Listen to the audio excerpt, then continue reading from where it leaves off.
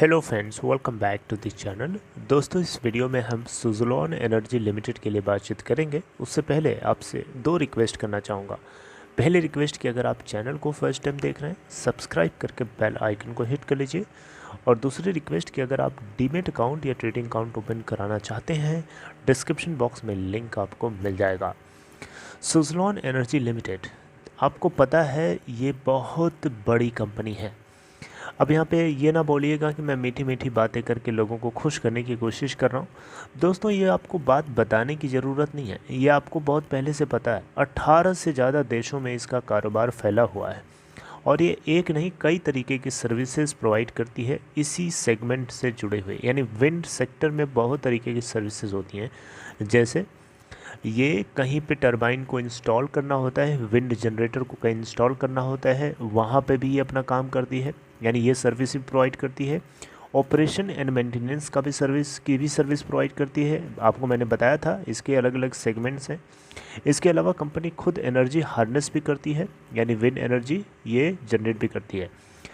और दोस्तों, आपको बताना चाहूँगा, ये छोटी मोटी कंपनी से मत समझिएगा, ये बहुत बड़ी कंपनी है। बस चलाने वाला छोटा है। अब उसमें इस कंपनी की क्या गलती है? हालांकि शुरुआत चलाने वाले ने ही करी थी, लेकिन बस इसलिए इसको बड़ा बोला जा रहा है क्योंकि शुरुआत इसने कर दी थी। यानी कदम पहला इसने रखा था। जिसने शुरू किया उसका आइडिया बहुत ही ज़्यादा धमाकेदार था, लेकिन दिक्कत ये है कि कंपटीशन जब बढ़ता गया ना, तो इनसे लोग जो है धंधे इनके छीनने लगे। हालांकि सुज़लोन एनर्जी लिमिटेड के पास ऑलरेडी बहुत सारे ऑर्डर्स हैं और पेंडिंग में हैं।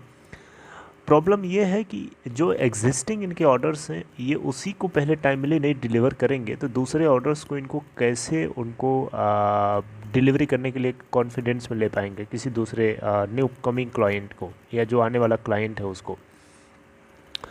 दोस्तों, Suzlon energy limited wind energy के अंदर एक बहुत इम्पोर्टेंट कंट्रीब्यूशन कर सकता है। और आपको पता है सुज़लोन एनर्जी लिमिटेड के अलावा और भी बहुत सारी कंपनीज़ हैं विंड सेक्टर के अंदर, जिनका पूरा का पूरा इस समय गोल है ज़ीरो कार्बन एमिशन। इंडिया का बहुत बड़ा टारगेट है। अभी ग्लासगो के अंदर एक मीटिंग हुई थी जहाँ पे भारत के प्रधानमंत्री माननीय श्री नरेंद्र मोदी जी वहाँ पे भाषण दे रहे थे। इन्होंने बताया कि इंडिया का इतना बड़ा टारगेट जो है, इसको 2030 तक अचीव करना है 500 गीगावाट के रिन्यूएबल एनर्जी कैपेसिटी को इंडिया के अंदर। और आपको क्या लगता है, सिर्फ सोलर एनर्जी सफिशिएंट होगी इस पूरे गोल को पाने के लिए? जी नहीं, इसमें सोलर एनर्जी के साथ साथ में और जो सेगमेंट्स हैं विंड एनर्जी से रिन्यूएबल एनर्जी के लिए, उनको भी कंट्रीब्यूशन देना पड़ेगा अपना अपना। जैसे विंड एनर्जी का एक इम्पोर्टेंट, बहुत ज़्यादा इम्पोर्टेंट कंट्रीब्यूशन हो सकता है। इसके अलावा सोलर एनर्जी तो है ही है, इसके अलावा जियोथर्मल एनर्जी है, इसके अलावा हाइड्रो एनर्जी है। इन सभी का भी थोड़ा थोड़ा कंट्रीब्यूशन हो सकता है।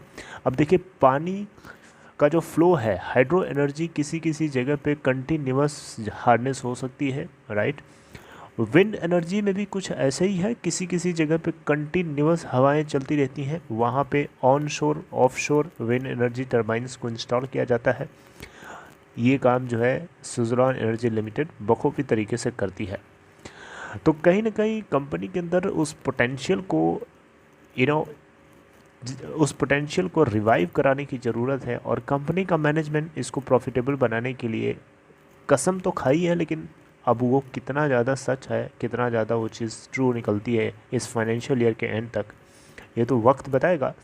लेकिन पिछले कुछ क्वार्टर से अगर हम देखें तो कंपनी के डेट में रिडक्शन हुआ है। हालांकि लास्ट फाइनेंशियल ईयर के सेम क्वार्टर में इनको 600+ करोड़ का प्रॉफिट हुआ था, लेकिन इस बार इनको 12 करोड़ का, ऑलमोस्ट 13 करोड़ का लॉस हुआ है, राइट। तो ईयर ऑन ईयर बेसिस पे यहाँ पे सिचुएशन थोड़ी सी इस बार लास्ट ईयर के कंपेयर में आपको डिसअपॉइंट जरूर कर सकती है, लेकिन और जगहों से और पॉइंट्स को अगर आप देखें तो खुश भी करनी है, कर सकती है, ऐसा नहीं है।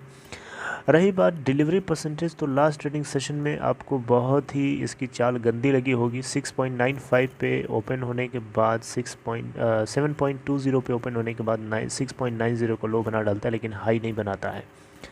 2,11,36,719 टोटल वॉल्यूम और मार्केट कैप 6,186 करोड़ रुपए। सुज़लोन एनर्जी लिमिटेड चाहे तो एक बढ़िया अपना एक रास्ता लिख सकता है, इसके पास एक सुनहरा मौका है।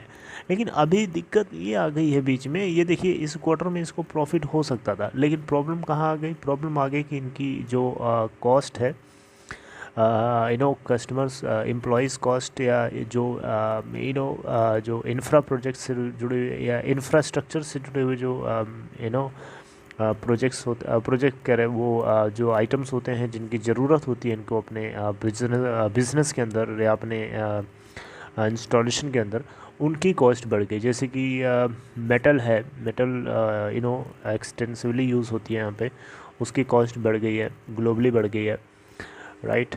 तो इस तरीके से दोस्तों कुछ पॉइंट्स है जिसके चलते यहाँ पे इस बार ये प्रॉफिटेबल नहीं हो पाए। ऑल्दो क्वार्टर 3 में ये उम्मीद करेंगे कि होंगे। लास्ट ट्रेडिंग सेशन में 15 नवंबर को डिलीवरी अच्छी खासी उठाई गई, देख सकते हैं यहाँ पे 62.5% की डिलीवरी। इससे पहले आपको इतनी ज़्यादा डिलीवरी 4 नवंबर को देखने को मिली थी 64.3%, और उससे पहले 1 नवंबर को 67.6%।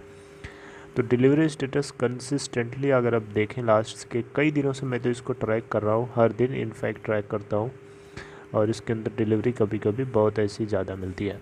तो दोस्तों आप लोगों को क्या लगता है इस कंपनी के मैनेजमेंट को लेकर के? क्या तुलसी टांडी को निकाल करके हटा देना चाहिए? आप लोगों में से बहुत लोग इस तरीके के क्वेश्चन पूछते हैं, और वो कहीं ना कहीं उनकी फ्रस्ट्रेशन जायज़ है, क्योंकि इस मैनेजमेंट जो है अपनी तरफ से हाथ पैर किसी न किसी तरीके से चलाना चाहिए, और मेरे हिसाब से कर भी रहा है। लेकिन सुज़लोन एनर्जी लिमिटेड को कहीं ना कहीं ऑपरेटर्स भी अपने तरीके से चलाते हैं, ये बात आपको पता ही है। खैर जो भी हो, आप जैसे सोचते हैं आप बताइएगा कमेंट बॉक्स में। सुज़लोन को लेकर के हम लोग आगे बातचीत करते रहेंगे। Take care.